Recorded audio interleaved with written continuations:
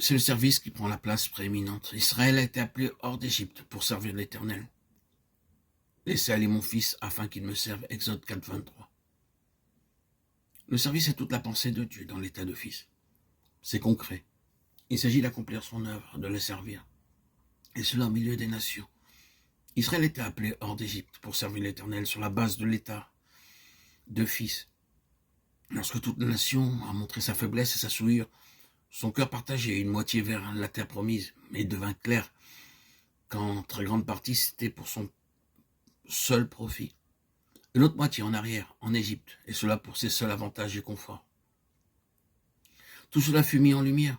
Les Lévites ont été pris comme le peuple au cœur entier. Ce fut le test, voyez-vous. Moïse dit que chacun de vous prenne son épée, que chacun de vous saigne son épée au côté, traversée au-dedans, au-dehors, et que chacun de vous tue son propre frère, sa propre famille, ses propres amis. Référez-vous à Exode 32, 27. Aucun homme avec un cœur partagé ne pourrait entreprendre cela.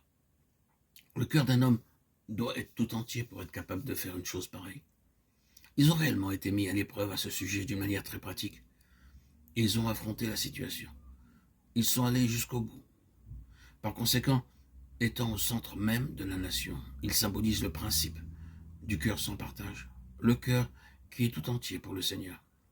Cela est crucial pour la collaboration avec le Seigneur. Cela est indispensable pour cette chose que le Seigneur appelle son service. Non pas ce que l'homme nomme le service de Dieu, l'œuvre de Dieu, mais ce que Dieu appelle son service. Et notez-le, chers amis, il est solennellement certain qu'un jour ou l'autre,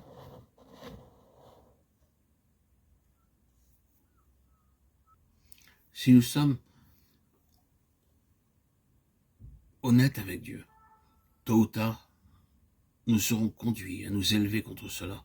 Il est possible que depuis longtemps nous accomplissions des choses pour le Seigneur, beaucoup d'œuvres pour le Seigneur, avec dans nos vies des aspects qu'il désapprouve. Mais à un moment ou à un autre, le Seigneur dit, tu es allé suffisamment loin avec ceci. Désormais, et à ce moment-là, toute notre œuvre de vie arrivera soit à son terme, soit à quelque chose de nouveau, de plus. C'est la crise de notre témoignage et celle de notre travail.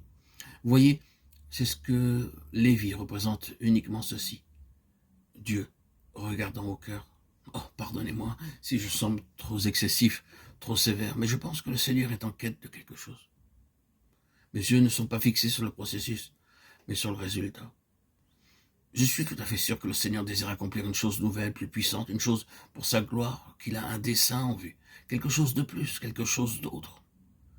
Et tel que je le vois, ce principe lévitique, est tout simplement cela. Comment Dieu continuera et comment il réalisera de plus grandes choses, comment il fera davantage et atteindra son dessein. C'est avec celui qui vaincra, celui qui aura la victoire. Voilà, le Lévite de notre temps. Voilà le Lévite d'aujourd'hui.